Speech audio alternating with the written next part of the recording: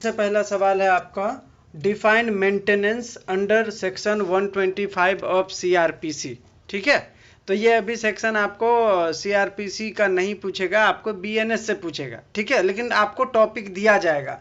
आप लोग सेक्शन नहीं भी याद रखोगे तो कोई प्रॉब्लम नहीं है, आपको टॉपिक को डिफाइन करना है। ठीक है, सेक्शन से आपको कोई मतलब नहीं है। तो आपसे मेन पूछा जा रहा है कि मेंटेनेंस क्या होता है। सीआरपीसी के अंदर मेंटेनेंस को डिफाइन किया गया है, तो उसके बारे में आपसे पूछ रहा है। The legal requirement for someone to maintain their spouse, children और other dependent family member financially is known as maintenance under CrPC. ठीक है, कोई भी बंदा, जैसे कोई वाइफ है या बच्चा है या उनके बूढ़े माता पिता हैं, ठीक है, या कोई डिसेबल पर्सन है जो खुद को मेंटेन नहीं कर सकता, तो वो जिनके ऊपर डिपेंड है ना, उनकी ये ड्यूटी है कि वो उनको फाइनेंशियली हेल्प करे। ठीक है, उनकी रिक्वायरमेंट को पूरा करे। ये बात कौन बोलता है? आपका सीआरपीसी का सेक्शन 125, जिसको मेंटेनेंस बोला जाता है। ठीक है, सेक्शन 125 टू 128 तक जो है सीआरपीसी के अंदर पूरा प्रोविजन मेंटेनेंस के बारे में ही बताता है। 125 डील करता है मेंटेनेंस के बारे में, जिसमें महिला के बारे में, 126 में बच्चों के बारे में दिया है, ऐसा करके बुजुर्ग के बारे में, कोई डिसेबल बच्चा है उसके बारे में, तो वो मेंटेनेंस होता है। ठीक है, दूसरा सवाल है डिफाइन स्त्री धन। ठीक है, स्त्री धन क्या होता है? द वर्ड स्त्री धन has been derived from the word स्त्री meaning a woman and the word धन meaning property। मतलब स्त्री का मतलब विमेन और धन का मतलब प्रॉपर्टी। तो विमेन का जो भी प्रॉपर्टी होगा, विमेन से बिलोंग करता हुआ जो भी उसके पास प्रॉपर्टी होगा, वो स्त्री धन कहलाएगा। ठीक है, एज पर हिंदू लॉ, स्त्री धन is what ever a women received during her marriage.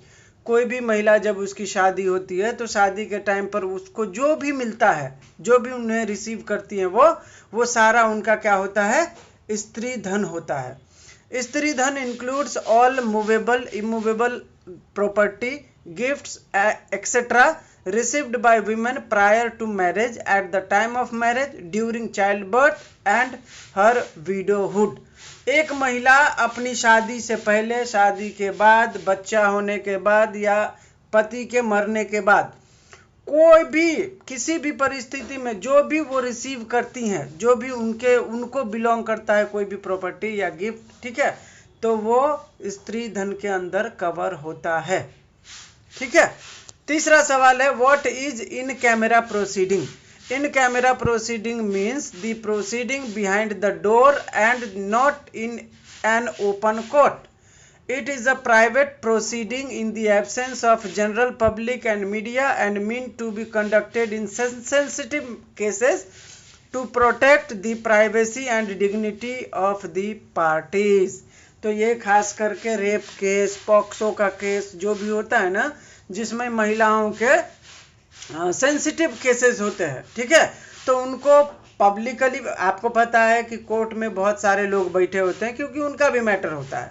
अब किसी रेप विक्टिम का एग्जामिनेशन करेगा भरे कोर्ट में, उनसे पूछेगा आपके साथ रेप हुआ था, कहाँ रेप हुआ था, कैसे रेप हुआ था, तो पब्लिक के सामने में वो जवाब दे पाएगी क्या? नहीं दे पाएगी। या उनसे अगर पूछा जाए तो सामने वाला जो भी बैठा रहेगा उनको सही नहीं लगेगा कि महिला के साथ क्या पूछा जा रहा है, बराबर।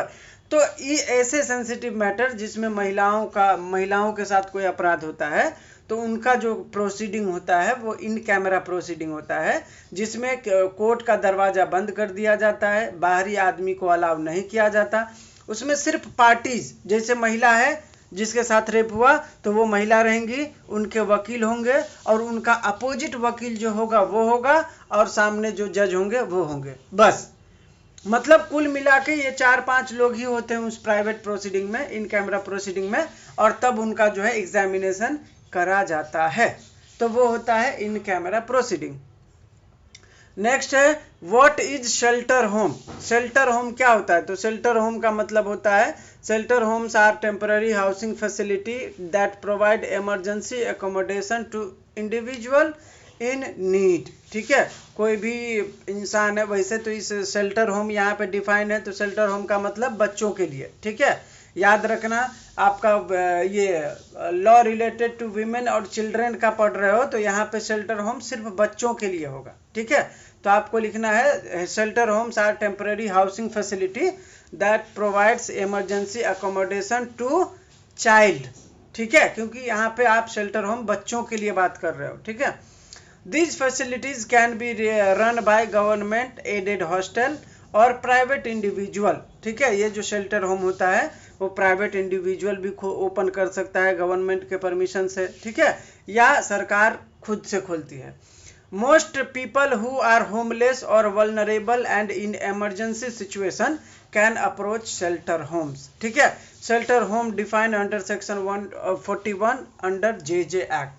जेजे एक्ट के अंदर शेल्टर होम को डिफाइन किया गया है, जिसमें कोई भी बच्चा है जो होमलेस है या वल्नरेबल है, ठीक है, या किसी ऐसे इमरजेंसी सिचुएशन में बच्चों के लिए रखने का कोई जगह नहीं है तो उसको शेल्टर होम में रखा जाता है। Shelter home temporary housing facility देता है, ठीक है। अगला है डिफाइन बाइगेमी। बाइगेमी का मतलब होता है एक शादी हुआ है आपका और बिना डाइवोर्स दिए आप दूसरी शादी कर रहे हो तो उसको बाइगेमी कहा जाता है। हिंदू मैरिज एक्ट के अंदर बाइगेमी पनिशेबल ऑफेंस है, ठीक है। मोहम्मडन लॉ में पोलीगैमी अलाउ है। पोलीगैमी का मतलब बहुविवाह, मतलब 2, 3, 4 जितना बीवी मर्जी है आपका, आप उतना कर सकते हो शादी, ठीक है। लेकिन एज पर हिंदू लॉ आप दूसरी शादी भी एक शादी को डाइवोर्स दिए बगैर नहीं कर सकते हो, ठीक है। तो वो होता है बाइगेमी। मैं पढ़ देता हूँ। The meaning of bigamy is the act of entering into a marriage with one person while still legally married to another. According to IPC, bigamy means marrying a person other than his और her spouse during the persistence of the present marriage. Bigamy is prohibited and punishable offence under section 494 of IPC. Commit bigamy punishable of imprisonment maximum 7 years with fine. अगर कोई bigamy करता है तो उसके लिए 7 साल तक का जेल और जुर्माना का प्रावधान है, और ये जो है पनिशेबल ऑफेंस है और प्रोहिबिटेड है, ठीक है। और ये होता क्या है, तो ये होता है अगर लीगली आपने शादी करी है तो उसके अलावा फिर से अगर आप शादी करते हो बिना उनको डाइवोर्स दिए तो आप बाइगेमी के ऑफेंस कमिट किए हो, ठीक है। नेक्स्ट है आपका what is the punishment for abetment of sati. Sati आप लोगों को एक्ट जो है ये महिलाओं के लिए बनाया गया था, सती एक्ट। पहले ज़माने में आपको पता होगा, मैं सती एक्ट का थोड़ा सा ब्रीफ में बता दूं। पहले क्या होता था, जब सत्य मतलब कोई पति मरता था, ठीक है, तो उनकी जो वाइफ होती थी उनको पति के साथ ही जला दिया जाता था, ठीक है। उनके जो मतलब शरीर जल रहा होता था तो उसमें उस महिला को बोला जाता था कि तुम्हारा अब तो पति मर गया, अब तुम जी के क्या करोगी, तो तुम भी पति के साथ मतलब मर जाओ। तो वो जिंदा महिला उनको मतलब जला दिया जाता था। तो ये हालांकि बहुत गंदा प्रथा था, उसको ख़त्म होना ज़रूरी था, हालांकि ख़त्म भी हो गया। तो उसको ख़त्म करने के लिए सती प्रिवेंशन एक्ट लाया गया, ठीक है, जिसका सेक्शन 4 ये बोलता है कि कोई भी बंदा अगर आप सती प्रथा को कमिट करता है, ठीक है, या किसी महिला को अबेट करता है कि ये तेरा पति मर गया है, अब तू जिंदा रह के क्या करेगी, तू भी आग में जल के मर जा, ठीक है, तो ये आप सती प्रथा को वापस से अबेट कर रहे हो, ठीक है। तो ऐसे अपराधों के लिए देखो मैक्सिमम पनिशमेंट दिया है विद डेथ, ठीक है, और life imprisonment shall also be liable to fine. मतलब ऐसा अगर आप सती प्रथा को अबेट करते हो तो उसके लिए आपको डेथ पेनल्टी या उम्र कैद भी दिया जा सकता है और फाइन अलग से, ठीक है। तो ये होता है अबेटमेंट ऑफ सती।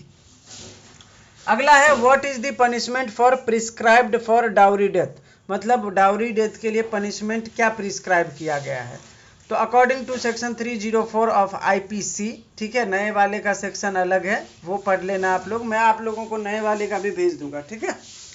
तो वैसे आपको सेक्शन नहीं लिखना है, मैंने लिख दिया है, वो अलग चीज है, लेकिन आप लोग मत लिखना, ठीक है। आप ऐसा लिखना according to BNS, simple, according to BNS dowry death means whoever commit dowry death shall be punished with imprisonment for a term which shall not be less than 7 years but which may extend to life imprisonment, ठीक है।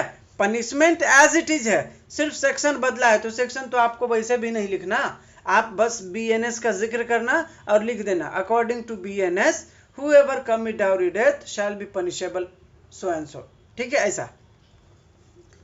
अगला है define Dawar और मेहर, ठीक है, डावर या मेहर क्या होता है। तो according to Muslim law, mehr और dower is a sum of money which becomes payable by the husband to his wife on marriage either by agreement between the parties or by operational of law, ठीक है। मैं आपको इसको अच्छे से समझाता हूँ। देखो, हिंदू लॉ के अंदर जो मैरिज होता है वो होता है सैक्रामेंट, ठीक है, सैक्रामेंट बोलते हैं उसको। मुस्लिम लॉ में जो शादी होता है उसको कॉन्ट्रैक्ट बोला जाता है, ठीक है। तो जब मुझे आपको पता होगा कोई भी कॉन्ट्रैक्ट वैलिड कब होता है, जब एक पार्टी ऑफर दे, दूसरी पार्टी एक्सेप्ट करे, फिर वो पार्टी जो है एक्सेप्ट करते ही वो प्रॉमिस हो जाएगा, प्रॉमिस के बाद वो क्या हो जाता है, ऑफर और एक्सेप्टेंस होने के बाद एग्रीमेंट बन जाता है। अब जब एग्रीमेंट लॉफुली इन्फोर्स हो सकेगा तो फिर वो कॉन्ट्रैक्ट बन जाता है। तो लॉफुली इन्फोर्स कब कर सकते हो आप, जब सामने वाला कंसिडरेशन दे देगा, बराबर। मैंने बोला मुझे ये पेन बेचना है, ठीक है, तो मैंने ऑफर दिया, अनीता मैडम ने बोला मुझे ये खरीदना है, ठीक है, तो उन्होंने एक्सेप्ट किया, बराबर, ऑफर भी हो गया, एक्सेप्टेंस भी हो गया। तो अब अनीता मैडम ने जैसे ही एक्सेप्टेंस दिया, प्रॉमिस बन गया, अब मतलब अनीता मैडम मेरे से पेन खरीदेगी ही, ठीक है ऐसा। अब ये हो गया हम दोनों का एग्रीमेंट। जब आप एग्रीमेंट पढ़ोगे तो एग्रीमेंट का मतलब है ऑफर और एक्सेप्टेंस जब मिलता है तो वो एग्रीमेंट बनता है, ठीक है। तो यहाँ पे एग्रीमेंट हो गया।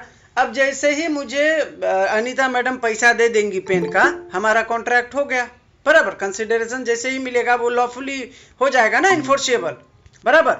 तो जैसे ही हम कंसिडरेशन देंगे तो वो हो जाता है कॉन्ट्रैक्ट। तो मुस्लिम लॉ में क्या होता है, एक पार्टी ऑफर देता है, कैसे, शादी जब करते हैं ये लोग, निकाह करते हैं, तो एक पार्टी बोलता है कबूल है, तो सामने वाला बोलता है हाँ कबूल है। फिर आप बोलते हो कबूल है, तो वो बोलता है हाँ कबूल है। फिर ये बोलते हैं कबूल है, तो वो बोलते हैं कबूल है। मतलब एक पार्टी ऑफर दे रहा है, दूसरा एक्सेप्ट कर रहा है, तो यहाँ तक एग्रीमेंट हो गया, बराबर। अब इसमें लॉफुल क्या होगा, तो पति के साइड से कंसिडरेशन अमाउंट दिया जाता है, ठीक है, वाइफ को, कि हम दोनों जब ये शादी कर रहे हैं तो उसमें कुछ कंसिडरेशन होना चाहिए ना, तभी तो कॉन्ट्रैक्ट होगा ना वो। तो पति के साइड से वाइफ के नाम से एक कुछ अमाउंट फिक्स किया जाता है कंसिडरेशन के तौर पर, ठीक है, उसी को बोला जाता है मेहर या डावर, ठीक है, मुस्लिम लॉ में। तो आप लोगों को ये भी पूछा जा सकता है, ठीक है, कि मुस्लिम लॉ में जो निकाह होता है वो वैलिड कब माना जाता है, एसेंशियल ऑफ मुस्लिम मैरिज अगर पूछ दे, क्योंकि आपका विमेन रिलेटेड लॉ है ना, तो मुस्लिम महिला का शादी का पूछ सकता है, हिंदू महिला का भी शादी का पूछ सकता है, ऐसा कुछ नहीं है, ठीक है। तो आपसे अगर पूछे कि एसेंशियल फॉर मुस्लिम मैरिज, तो सबसे पहला आप लिखना ऑफर होना चाहिए, कंसिडरेशन होना चाहिए, ठीक है, तो उसमें आप मेंशन करना कबूल है, पूछा जाता है सामने से और दूसरा पार्टी बोलता है कबूल है। फिर कंसिडरेशन के तौर पर आप क्या देते हो, डावर देते हो वाइफ को, ठीक है। वो डावर वो पत्नी कभी भी ले सकती है, ऐसा नहीं है कि शादी के टाइम पे पति ने बोला कि इतना तुम्हारे लिए मैं रख रहा हूँ, तो जरूरी नहीं है कि पत्नी तुरंत ही ले ले, उसको जब चाहिए वो कंसिडरेशन अमाउंट ले सकती है, ठीक है ऐसा। तो ऑफर, एक्सेप्टेंस, कंसिडरेशन होना चाहिए। मुस्लिम लॉ में जैसे ही शादी कॉन्ट्रैक्ट होता है तो आपको पता होगा कि दोनों पार्टी कॉम्पिटेंट भी होना चाहिए, क्योंकि कॉन्ट्रैक्ट का एसेंशियल क्या है, दोनों पार्टी ये होना चाहिए कॉम्पिटेंट। तो कॉम्पिटेंट कब होगा, दोनों पार्टी में से दोनों पार्टी साउंड माइंड होना चाहिए, ठीक है, बाय थ्रेट या कोवर्जन नहीं होना चाहिए, फ्री कंसेंट होना चाहिए, बराबर, कोई एक पार्टी माइनर नहीं होना चाहिए, ये सब जरूरी है ना कॉन्ट्रैक्ट के लिए। तो ये सब जो है एसेंशियल है। तो मैं आपको डावर समझाने के लिए पूरा प्रोविजन समझाया। What is judicial separation? A judicial separation is an alternative to divorce. This is a legal process by which a married couple is formally separated, despite being legally married, and this separation sanctioned by the court. Section 10 of Hindu Marriage Act define judicial separation. Next question. Define delinquent child under the Children Act, that is known as JJ Act. According to section 2 subsection E of JJ Act, delinquent juvenile or child means a juvenile or child who has been found to have committed an offense. A delinquent child is a child of a certain age who has violated a criminal law or engaged in a disobedient, indecent or immoral conduct. कोई भी बच्चा जिसने अपराध किया हो वो उसका उम्र 18 साल से नीचे का है तो उस बच्चे को डेलिक्वेंट चाइल्ड कहा जाता है, ठीक है, जिसके ऊपर किसी ऑफेंस के करने का जो है एलिगेशन लगा हो, ठीक है। नेक्स्ट है name of the kinds of Muslim marriage. Muslim marriage के अंदर शादी कितने टाइप का होता है, ठीक है। According to Muslim law there are 4 kinds of Muslim marriage. कौन कौन सा? पहला है सही, दूसरा है बातिल, तीसरा है फासिद, चौथा है मुट्टा। सही का मतलब होता है वैलिड मैरिज। वैलिड मैरिज का मतलब मैंने अभी बताया था आप लोगों को। एसेंशियल ऑफ मैरिज क्या क्या होना चाहिए? Offer, acceptance, consideration, competency of parties, consent free, बराबर। तो ये सब अगर है तो वो वैलिड मैरिज है। तो वैलिड मैरिज है मतलब सही मैरिज है। दूसरा है बातिल मैरिज। बातिल मैरिज का मतलब होता है वॉइड मैरिज। वॉइड मैरिज कब होगा? जब एसेंशियल फुलफिल नहीं होगा। अभी हमने बोला था कि कॉम्पिटेंट होना चाहिए पार्टी, अब इनकॉम्पिटेंट है तो मान के चलो शादी किया, अब बताया नहीं था कि लड़का पगला है, अनसाउंड माइंड है। अब शादी के अगले दिन पता चलता है कि लड़का तो पागल है, वो तो कुछ समझ ही नहीं रहा है, तो वो शादी वैलिड होगा क्या? नहीं होगा। क्यों? क्योंकि उसने एसेंशियल फुलफिल किया ही नहीं, तो वो वॉइड मैरिज होगा। तो वॉइड मैरिज का मतलब होता है मुस्लिम लॉ में वॉइड मैरिज को बातिल मैरिज बोलते हैं, ठीक है। बातिल का मतलब बैड फॉर्म, ठीक है। तीसरा है फसीद मैरिज। फसीद मैरिज का मतलब होता है इर्रेगुलर मैरिज। इर्रेगुलर का मतलब होता है जिसको एक पार्टी रेगुलर कर सकता है, ठीक है, कभी भी। तो मान के चलो किसी लड़की से शादी हुआ, ठीक है। अब शादी हुआ तो मुस्लिम लॉ में आप लोगों को पता है कि 5 मैरिज वैलिड है, 4 मैरिज वैलिड है, बराबर। अगर उसको 5वां करना है तो क्या हो जाएगा? शादी फिर इरेगुलर हो जाएगा। क्यों? क्योंकि उन लोगों में 4 ही शादी अलाउ है। अब मान के चलो 4 शादी अलाउ था, उसने 5 कर लिया, तो मैरिज तो हो गया इरेगुलर, फसीद मैरिज हो गया। अब उसको रेगुलर करना होगा तो वो 5 में से किसी एक वाइफ को डाइवर्स दे देगा, तो 4 बचेगा, फिर रेगुलर हो गया। तो इरेगुलर का मतलब है कि रेगुलर वाली कंडीशन को आपने वायलेट किया है, तो वायलेट जैसे ही हो गया वो इरेगुलर हो गया। अगर किसी को रेगुलर करना है तो वो वायलेट जितना हुआ है उसको हटा दो। तो 5 शादी इसने किया था तो वैलिड इरेगुलर हो गया था, बराबर। तो उसने एक को डाइवोर्स दे दिया, तो अब बची 4 ही, तो 4 हो गया तो रेगुलर हो गया, ठीक है। लास्ट है मुट्टा मैरिज। मुट्टा मैरिज का मतलब होता है टेम्पररी मैरिज, ठीक है। टेम्पररी मैरिज, ये मुट्टा मैरिज जो है ना शिया लॉ में ज़्यादा किया जाता है, इंजॉयमेंट के लिए किया जाता है। जब आप मुस्लिम मैरिज एक्ट पढ़ोगे तो उसमें क्लियरली दिया है मुट्टा marriage is a temporary marriage. मुट्टा का मतलब, मुट्टा जो है वो अरेबिक वर्ड है, ठीक है, जिसका मतलब होता है फॉर प्लेजर और इंजॉयमेंट। तो अगर आपको कोई महिला पसंद आ गई शिया लॉ के हिसाब से, अगर आपको शादी करना है तो आप उससे 1 साल के लिए शादी कर लो, 6 महीने के लिए शादी कर लो, 3 महीने के लिए शादी कर लो, कर सकते हो, उनमें अलाव है, ठीक है। अगर आपको लगता है कि यार वाइफ तो अच्छी है, सेवा भी बहुत कर रही है, ठीक है, और बहुत अच्छा मज़ा आ रहा है, तो आप उस शादी को कंटिन्यू कर सकते हो। ये भी उसमें क्लियरली मेंशन है। अगर कोई मुट्टा मैरिज करता है तो मुट्टा मैरिज का मतलब है वो टेम्पररी पीरियड के लिए किया है, 6 महीना, साल भर, जब उसको मज़ा, जब तक आपको अच्छा लगे तब तक कंटिन्यू करो। अगर किसी को लगता है कि नहीं सब कुछ सही चल रहा है, हमको इसको कंटिन्यू करना है, तो फिर वो आप मुट्टा मैरिज को रेगुलर मैरिज में कन्वर्ट करके फिर कंटिन्यू कर लो। तो ये है मुस्लिम मैरिज के kinds. Define uniform civil code, ये तो आप लोगों को पता होगा। यूनिफॉर्म सिविल कोड का मतलब है एक देश एक कानून, ठीक है। आप लोगों को पता होगा हमारे देश में क्रिमिनल लॉ सबके लिए बराबर है। अगर कोई मुस्लिम किसी को मारेगा तो भी उसको सजा होगा, कोई हिंदू मारेगा तो भी सजा होगा, कोई क्रिश्चियन मारेगा तो भी सजा होगा। हमने क्रिमिनल लॉ को यूनिफॉर्म बना दिया। यूनिफॉर्म का मतलब है सबके लिए एक, लेकिन हमने सिविल लॉ को एक नहीं बना पाया, ठीक है। क्यों? सिविल लॉ में क्या आता है? शादी आता है, डाइवोर्स आता है, प्रॉपर्टी का आता है, गार्डियनशिप आता है, बराबर। तो हमने मुस्लिम लॉ में दे दिया कि आप 5 शादी कर लो, हिंदुओं को बोल दिया तो दूसरी शादी भी करेगा तो तू जेल जाएगा, अब ये सिविल लॉ यूनिफॉर्म है क्या? नहीं है। हमने हिंदू लॉ में बता दिया कि महिलाओं को जो भी बच्चियां होंगी उनको प्रॉपर्टी में इक्वल राइट मिलेगा, जबकि मुस्लिम लॉ में ऐसा कोई प्रावधान नहीं है, बराबर। क्रिश्चियन लॉ में ऐसा कोई प्रावधान नहीं है। गार्डियनशिप में हिंदू लॉ का कुछ अलग प्रोविजन है, क्रिश्चियन लॉ का कुछ अलग प्रोविजन है, बराबर। तो यूनिफॉर्मिटी नहीं है ना, सिविल लॉ के अंदर हमारे देश में यूनिफॉर्मिटी नहीं है, सबके अपने अपने लॉज हैं, सब अपने अपने कानून हैं। तो फिर ऐसे में क्या होता है, कोर्ट के ऊपर बर्डन आ जाता है। अभी हाल ही में आप लोगों को पता होगा ये ट्रिपल तलाक वाला सीन आया था। हिंदू लॉ में ऐसा है क्या ट्रिपल तलाक का कोई सीन? क्रिश्चियन लॉ में है क्या कोई ऐसा सीन? तो कोर्ट ने बोला कि भाई ऐसा अगर कोई सीन है, ठीक है, जो महिलाओं के साथ भेदभाव करता है तो उसको खत्म हो जाना चाहिए। खत्म कब होगा? जब आप यूनिफॉर्म कर दोगे सारे सिविल लॉ को, बराबर। जैसे अभी मेंटेनेंस का, मुस्लिम लॉ में मेंटेनेंस का हिंदू लॉ जैसा नहीं था।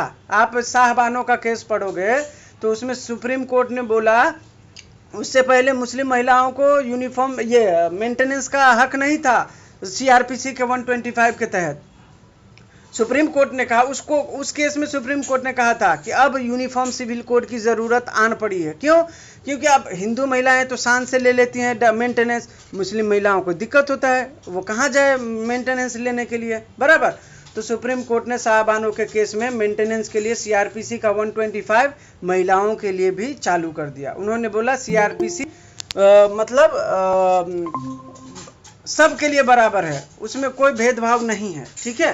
तो उस केस से जो है शाहबानो के केस से वो आ गया था मेंटेनेंस का, ठीक है। तो यूनिफॉर्म सिविल कोड क्या बोलता है? एक देश एक कानून। सिविल कोड के बारे में यूनिफॉर्म होना चाहिए ऐसा बात करता है, ठीक है। अभी देखो, the uniform civil code mention in part 4 of DPSP article 44 of Indian constitution talks about किसके बारे में? For the citizen a civil uniform civil code throughout the territory of India. UCC is a weapon that aimed to replace the personal laws based on religious custom and tradition with one common civil law for everyone irrespective of religion, caste and gender. समझ में आया? अगर UC से आए सवाल UCC से तो आप उत्तराखंड का मेंशन करना। उत्तराखंड में हाल ही में यूनिफॉर्म सिविल कोड लागू हो गया है, ठीक है। भारत का पहला देश बना है वो उत्तराखंड, जहां पे यूसीसी लागू हुआ है, ठीक है। नेक्स्ट है आपका what is halala under Muslim law. Muslim law के अंडर हलाला क्या है? तो हलाला का मतलब मैं आपको जनरली बता देता हूँ, पढ़ ही देता हूँ, आप लोग समझ जाओगे। According to Muslim law, halala is a practice in which a woman after being divorced by triple talaq marries another man, consummates the marriage and gets divorced again in order to be able to remarry her former husband.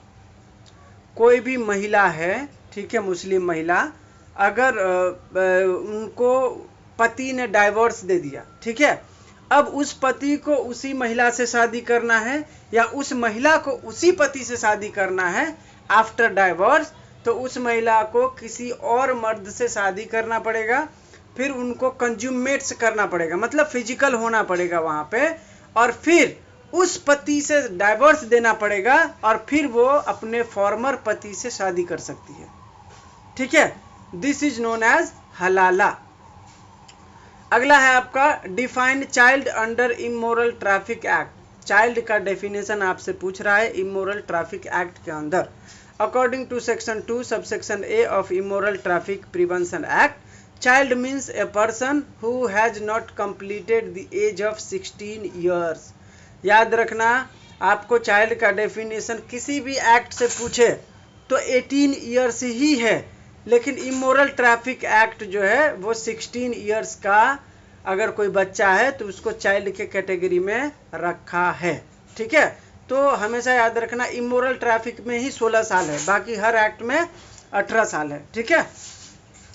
Next है explain the offence of rape under section 375 of IPC. अभी आपको rape का अगर पूछेगा तो section 63 of BNS में है, ठीक है। मैंने आपको पहले भी बताया कि आपको सेक्शन पे नहीं जाना है। अगर आपसे रेप पूछा है तो आपको रेप पता होगा ना, तो आपको लिखना है अकॉर्डिंग टू बीएनएस, ठीक है, आईपीसी के जगह भारतीय न्याय संहिता आया है। अगर आप लोगों ने मेरा न्यू प्रोविजन का लेक्चर अटेंड किया होगा तो उसमें मैंने क्लियरली बताया था। ठीक है, तो अगर आपको आईपीसी आपको नहीं लिखना है अकॉर्डिंग टू बीएनएस। ठीक है, रेप डिफाइंड एज, अब लिखना है आपको आगे, an act of sexual intercourse committed against the will of the women, against the will of the women amount to the offence of rape. ठीक है, मैं डीप में नहीं जाऊंगा, आप लोगों को पढ़ना होगा तो आप नीचे जाके पढ़ सकते हो। इतना याद रखना, सेक्सुअल इंटरकोर्स अगर कोई करता है महिला के साथ और अगर महिला ने कंसेंट नहीं दिया है, ठीक है, अगेंस्ट हर विल अगर वो उसके साथ फिजिकल होता है तो ये रेप है। ठीक है, आपसे गैंगरेप भी पूछा जा सकता है क्योंकि वो भी महिलाओं के साथ होता है, बराबर। तो गैंगरेप पूछे तो कोई भी महिला जिसके साथ 2 या 2 से अधिक व्यक्ति रेप करता है तो वो गैंगरेप होता है। ठीक है, नेक्स्ट है state the order which can not be passed against juvenile. ऐसा कौन सा सेंटेंस है या कौन सा ऑर्डर है जो कोर्ट बच्चों के खिलाफ पास नहीं कर सकता। ठीक है, order that may not be passed against a child in conflict with the law, no child in conflict with the law shall be sentenced to death और life imprisonment without possibility of release. किसी भी बच्चे को life imprisonment या death का order court pass नहीं कर सकता है, ये जेजे एक्ट में बताया गया है। ठीक है, नेक्स्ट है name 2 types of industry where a child is prohibited to work. ऐसा कौन सा इंडस्ट्री है जहाँ पे बच्चों को काम करने से रोका गया है, प्रोहिबिट किया गया है। सबसे पहला है हैंडलूम इंडस्ट्री, दूसरा है फायर वर्क इंडस्ट्री मतलब पटाखे का इंडस्ट्री, और तीसरा है बीड़ी सिगरेट का मैन्युफैक्चर जहाँ पे होता है वहाँ पे। तो मैंने 3-4 लिख दिया है, आपको जो सही लगे वो आप लिख सकते हो। ठीक है, तो यहाँ पे बच्चों को काम करने से रोका गया है। नेक्स्ट है what are the requirement of valid marriage under Muslim law. देखो सवाल पूछ दिया है, ठीक है, और ये जो मैं कर रहा हूँ सवाल ये प्रीवियस 5 to 6 ईयर के सवाल हैं। ठीक है, ये भी याद रखना। तो what are the requirement of valid marriage, तो क्या है वैलिड मैरिज के लिए? पार्टी कॉम्पिटेंट होना चाहिए, मैंने पहले ही बोला था, बराबर। तो parties must have capacity to marry, तो मतलब कैपेसिटी का मतलब क्या भाई? साउंड माइंड होना चाहिए, माइनर नहीं होना चाहिए, बराबर। दूसरा है प्रोपोजल, प्रोपोजल का मतलब होता है ऑफर। ठीक है, ऑफर को मुस्लिम लॉ में इजाब बोला जाता है। ठीक है, जैसे ही कोई ऑफर देगा तो उसको एक्सेप्ट किया जाएगा, बराबर। तो एक्सेप्टेंस को कबूल बोला जाता है। ठीक है, तो मैंने बोला था कबूल है बोलते हैं ना, तो यही है ऑफर और एक्सेप्टेंस। तीसरा है फ्री कंसेंट, ये भी मैंने बताया था। चौथा है कंसिडरेशन, कंसिडरेशन तो होना ही चाहिए ना, जिसको मेहर बोला जाता है, ये मैंने आपको पहले बता दिया था, बराबर। सफिशिएंट विटनेस, ये मैंने नहीं बताया था। जब मुस्लिम महिलाओं का शादी होता है जिसको निकाह बोला जाता है, ठीक है, तो निकाह में जो है 2 विटनेस जरूरी हैं, ये भी याद रखिएगा। ठीक है, 2 विटनेस, सफिशिएंट विटनेस का मतलब है 2 विटनेस होना ही चाहिए। तो ये हो गया आपका लीगल मैरिज या वैलिड मैरिज के लिए रिक्वायरमेंट या एसेंशियल। डिफाइंड एग्नेट, एग्नेट क्या होता है? One person is said to be agnate of another if the two are related by blood or adoption wholly through males. ठीक है, agnate means related on male side. Males, ये देखो जैसे मान के चलो मेल साइड का होता है ना यार, पेट्रियार्की। जैसे मान के चलो मैं हूँ, मेरे पापा हैं, मेरे दादा हैं, मेरे दादा के दादा हैं, ठीक है, मेरे बच्चे जो होंगे, मेरा बेटा जो होगा, उसका जो बेटा होगा, तो ये क्या है? मेल साइड का जो है वो मतलब लाइन हम चला रहे हैं, तो इसको बोला जाता है एग्नेट।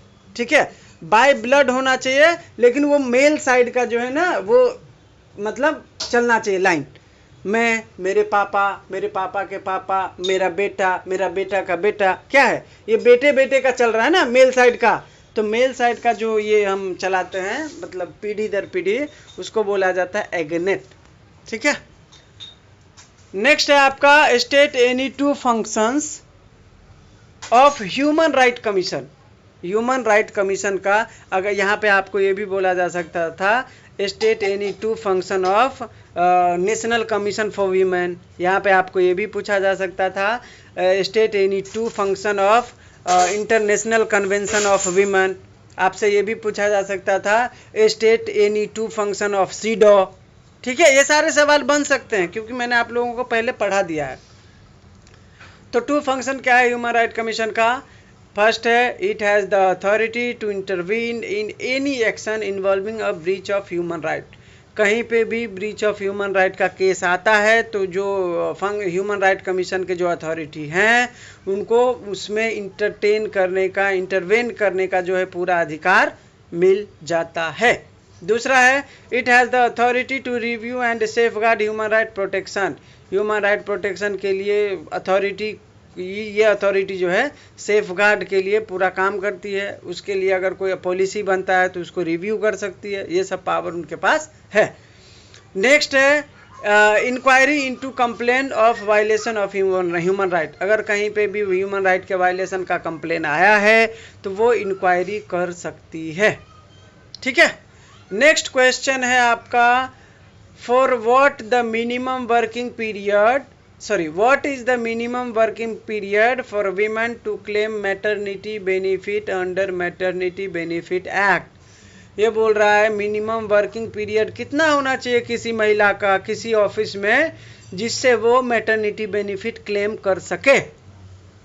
ठीक है, तो मैटरनिटी बेनिफिट एक्ट जब आप पढ़ोगे तो उसमें मेंशन है a women is eligible to take maternity leave या maternity benefit under the maternity benefit act only when she has worked with the employer for at least 80 days in the 12 month preceding her expected delivery date। ठीक है, जब से उनकी delivery मान के चलो होने वाली है या वो प्रेग्नेंट हुई हैं, ठीक है, तो उसके पहले 12 महीने के बीच वो महिला 80 दिन कम से कम काम करी होनी चाहिए।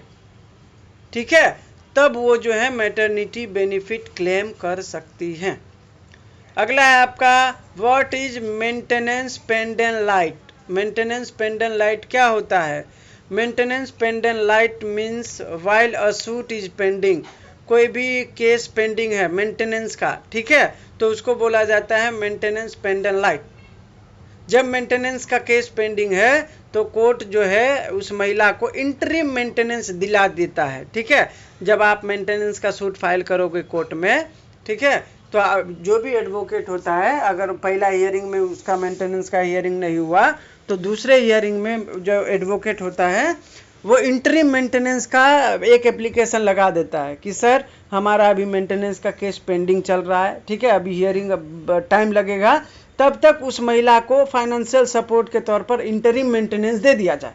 ठीक है, तो इंटरिम मेंटेनेंस कब दिया जाता है? जब आपका मेंटेनेंस का केस पेंडिंग चल रहा हो। पेंडिंग का मतलब तारीख पे तारीख चल रहा है लेकिन अभी तक फैसला हुआ नहीं है। ठीक है, तो वही होता है पेंडेंसी। पेंडेंसी का मतलब maintenance pendant light. Maintenance pendant light का मतलब आपका मेंटेनेंस का सूट जो है पेंडिंग है। ठीक है, नेक्स्ट है आपका when can a Hindu married women adopt a child. कब एक मुस्लिम हिंदू महिला बच्चे को अडॉप्ट कर सकती है? Section 8 of Hindu adoption and maintenance act 1956 talks about capacity of a female Hindu to take in adoption. Any female Hindu who is of sound mind and is not minor has the capacity to take a son or daughter in adoption. कोई भी महिला, Hindu marriage act बात करता है section 8 के अंदर कि कोई भी हिंदू महिला बच्चे को अडॉप्ट कर सकती है अगर वो माइनर नहीं है और साउंड माइंड है तो। अब कंडीशन क्या है? Provided that if she has a husband living she shall not adopt a son और daughter except with the consent of her husband unless the husband has completely and finally renounce the world or has ceased to be a Hindu or has been declared by a court of competent jurisdiction to be unsound mind. कहने का तात्पर्य ये है कि अगर कोई महिला शादीशुदा है तो वो अपने हस्बैंड से जो है कंसेंट लेगी बच्चे को अडॉप्ट करने के लिए। ठीक है, अगर उनका पति जो है किसी भी तरीके से या तो डाइवोर्स हो चुका है, ठीक है, या वो क्या बोलते हैं उसको रिनाउंस कर लिया है, मतलब संन्यास ले लिया है, या कोर्ट ने जो है उसके पति को साउंड माइंड घोषित कर दिया है, ठीक है, अनसाउंड माइंड घोषित कर दिया है, तो उस परिस्थिति में वो महिला जो है पति से परमिशन नहीं लेगी, अन्यथा पति से परमिशन लेना होगा, ठीक है। नेक्स्ट है इनुमरेट 3 type of relief under domestic violence act. Domestic violence act के तहत 3 टाइप के रिलीफ के बारे में आपसे पूछा जा रहा है, ठीक है। हालांकि रिलीफ 2 कैटेगरी का होता है, एक जैसे एक में होता है interim relief, x Partey relief और फाइनल रिलीफ, ठीक है, ये होता है एक तरफ। दूसरा होता है डोमेस्टिक वायलेंस के अंदर रिलीफ, या तो आप डाइवोर्स ले सकते हो, ठीक है, ये पहला रिलीफ है। दूसरा ये है जुडिशियल सेपरेशन ले लो, ठीक है, या तीसरा ये है कि कॉम्पनसेशन ले लो। चौथा ये है कि आप पति से जो है क्या बोलते हैं उसको, जेल भेज दो पति को कि भाई मेरा पति जो है मतलब बहुत टॉर्चर करता है वगैरह वगैरह, तो या तो आप जेल भेज दो, या तो आप कॉम्पनसेशन ले लो, या तो आप डाइवोर्स ले लो, या तो आप जुडिशियल सेपरेशन ले लो। ये सारा डीवी एक्ट के अंदर रिलीफ है, ठीक है। ये दूसरी साइड, एक साइड ये भी है कि आप रिलीफ के तौर पर 3 टाइप के रिलीफ ले सकते हो, इंटरिम रिलीफ भी ले सकते हो, एक्स पार्टे रिलीफ भी ले सकते हो और फाइनल रिलीफ भी ले सकते हो, ठीक है। नेक्स्ट है आपका mention 3 rights related to women and children under constitution. Constitution के अंदर महिला और बच्चों से जुड़े 3 अधिकारों के बारे में बताइए। तो आर्टिकल 14 है पहला, जो राइट टू इक्वालिटी की बात करता है, ठीक है, तो महिलाओं के लिए भी राइट है ना कि भाई सेक्स के आधार पर उनके साथ वो ना हो भेदभाव, ठीक है। दूसरा है right against discrimination under article 15। Article 15 के अंदर डिस्क्रिमिनेशन का मतलब क्या है, भेदभाव ना हो। अब महिला है तो आप ये नहीं बोल सकते कि वो मंदिर नहीं जा सकती, महिला है तो आप ये नहीं बोल सकते कि वो नमाज नहीं पढ़ सकती, तो आप लिंग के सेक्स के आधार पर डिस्क्रिमिनेशन नहीं कर सकते, तो ये राइट देता है ना महिलाओं को। तो ये हो गया आर्टिकल 15। नेक्स्ट है आर्टिकल 21, ठीक है। आर्टिकल 21 में क्या दिया है, वीमेन को और चिल्ड्रन को right to life and liberty, मतलब महिला को जो पसंद होगा वो कर सकती है, उनको आज़ादी है, उनको जहाँ जाना है वो जा सकती हैं। ऐसा आप नहीं बोल सकते कि आप महिला हो तो आप घर से बाहर नहीं निकल सकती, आप महिला हो तो आप ये नहीं कर सकती, नहीं, महिलाओं को भी पूरी आज़ादी दी गई है, ठीक है, अंडर आर्टिकल 21। नेक्स्ट क्वेश्चन है आपका define observation home. Observation home जो है चाहे वो अपना जे एक्ट के अंदर आता है, ठीक है, ये भी जो है एक टेम्पररी होल्डिंग फैसिलिटी रखता है बच्चों के लिए, ठीक है। कोई भी बच्चा जिसने अपराध करते हुए पाया गया था, मैंने आपको बताया था डिलिक्वेंट चाइल्ड, बराबर। डिलिक्वेंट चाइल्ड का मतलब क्या होता है, जिस बच्चे ने कोई अपराध किया हुआ हो, तो वैसे बच्चे जो अपराध करते हैं उसको ऑब्जर्वेशन होम में लाया जाता है, और जो बच्चे आवारा या इधर उधर भटकते हुए पाए जाते हैं, ठीक है, वैसे तो उसको भी शेल्टर होम में रखा जाता है, लेकिन ऑब्जर्वेशन होम बोलता है कि भाई जो भी बच्चा अनाथ मिला है, ठीक है, या किसी ने अपराध किया है, तो वो सबको ऑब्जर्वेशन होम में रखा जाना चाहिए। सेक्शन 41 में डिफाइन किया गया है, ठीक है। नेक्स्ट है define the word doli incapax. Doli incapax का मतलब होता है कोई भी बच्चा जो 7 साल से नीचे का हो, ठीक है, अगर वो कोई अपराध करता है तो वो अपराध नहीं माना जाता, ठीक है। डॉली इनकैपेक्स जो है एक मैगजीम है जिसका मतलब यह है कि उनके पास कोई कैपेसिटी नहीं है अपराध करने का, ठीक है। पढ़ता हूं मैं। The word doli incapax is a Latin phrase which means incapability of committing crime. मैंने बताया doli incapax is a legal doctrine which says that children under a certain age का मीन्स 7 साल, ठीक है, 7 साल के नीचे अगर कोई है तो वो इनकैपेबल है फॉर्मिंग क्रिमिनल इंटेंट। कोई भी 7 साल से नीचे का बच्चा है तो उसके मन में कोई आएगा क्या क्रिमिनल इंटेंट, नहीं आ सकता ना, तो इसीलिए उसको डॉली इनकैपेक्स बोला जाता है। अगर वो कोई अपराध करता भी है तो वो पनिशेबल ऑफेंस नहीं होगा। 28 what is a brothel under immoral traffic act. Brothel का मतलब होता है हिंदी में वैश्या खाना, ठीक है। वैश्या खाना का मतलब क्या, जहाँ पे महिलाओं के साथ वो देह व्यापार होता है, ठीक है। हिंदी में उसको देह व्यापार भी बोला जाता है। तो इमोरल ट्रैफिक एक्ट के अंदर ब्रोदल क्या होता है। According to immoral traffic prevention act, brothel refers to any portion of a house, room और place which is used for sexual exploitation or abuse for the gain of another person or for mutual gain of two or more prostitutes, ठीक है। तो ये होता है आपका ब्रोदल। Next है आपका define child under immoral traffic act. ये तो मैंने बता दिया था आपको कि 16 साल से नीचे का अगर कोई बच्चा है तो वो इमोरल ट्रैफिक एक्ट के अंदर बच्चा कहलाता है, ठीक है। अभी के हमारे इंपॉर्टेंट 30 के लास्ट सवाल हैं। How long should be the period of desertion as a ground of divorce under Hindu marriage act, ठीक है। तो मैं आपको बता दूं, हिंदू मैरिज एक्ट के अंदर, मुस्लिम मैरिज एक्ट के अंदर, किसी भी मैरिज एक्ट के अंदर डिजर्शन का मतलब है तो होता है 2 साल। अगर पति पत्नी से 2 साल से दूर है, पति पत्नी से 2 साल से दूर है, किसी भी कीमत पर अगर 2 साल से दोनों ने फिजिकल नहीं हुए हैं, डिस्टेंस मेंटेन कर रखे हैं, तो वो डिजर्शन के ग्राउंड पे डाइवोर्स ले सकते हैं, ठीक है। ये हर लॉ में है। अब मैं पढ़ देता हूँ। The desertion must be continuous and uninterrupted for a period of at least 2 years preceding the filing of the divorce petition.